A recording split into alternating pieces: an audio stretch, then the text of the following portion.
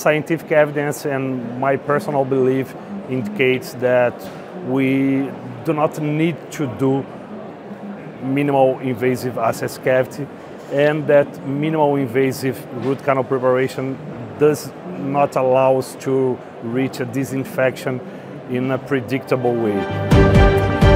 Okay. Well, my name is Emmanuel Silva. I'm from Brazil. I am an endodontist and I divide my time in clinics. I have my own private practice that is limited to endodontics, and also I am at the university doing research, teaching, and well, that's it.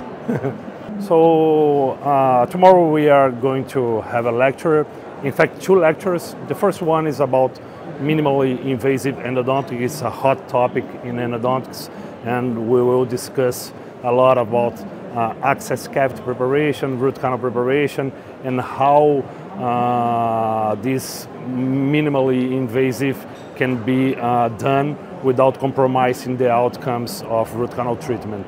In the second part, we are going to talk a little bit of shaping for cleaning the root canals.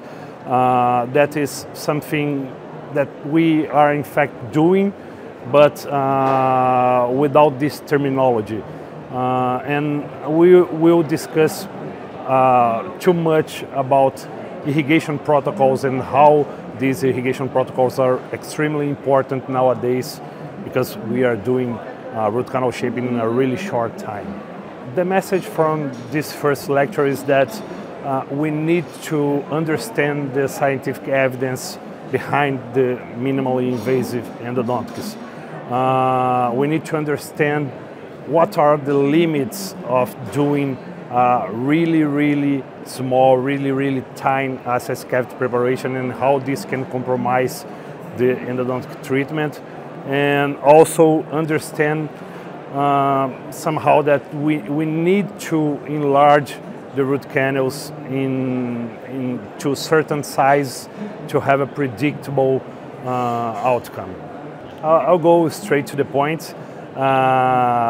Scientific evidence and my personal belief indicates that we do not need to do minimal invasive access cavity, and that minimal invasive root canal preparation does not allow us to reach a disinfection in a predictable way. But of course, this is a straight to the point message, and we need to go deep into this topic. Okay, clinicians are used to the term cleaning and shaper that was coined by Dr. Schilder a long time ago. But in that time, root canal preparation took a lot of time to be performed. And nowadays, we can perform a root canal preparation in a few minutes or even in 1 minute, depending on the case. So we need to change this concept, and more than change the name or change the concept, we need to rethink about our irrigation protocols in a way that we can achieve disinfection even after doing a really short time root canal preparation. It means that we need more time during irrigation protocols. The message from the second lecture is irrigate and rethink about the time that you are doing your root canal treatment. A fast root canal treatment, it's not the best root canal treatment. In the dental world, yes, but in Budapest, not the first time. But I am impressed with this huge congress, this huge event, a nice commercial area, and a lot of interesting lectures. First of all, it's a matter of having new knowledge, because you know, things are moving and changing every time. So we need to understand modern concepts to go to the practice and to change some things in the practice. And also it's important to do a good network. I think this is something that we cannot do at home, okay?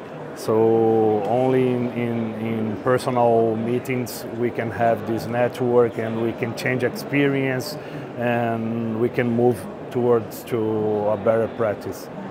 I'm really appreciating the dental world, and I think you should come here to Dental World. It's an impressive and huge congress, and it's completely amazing, and well, come on.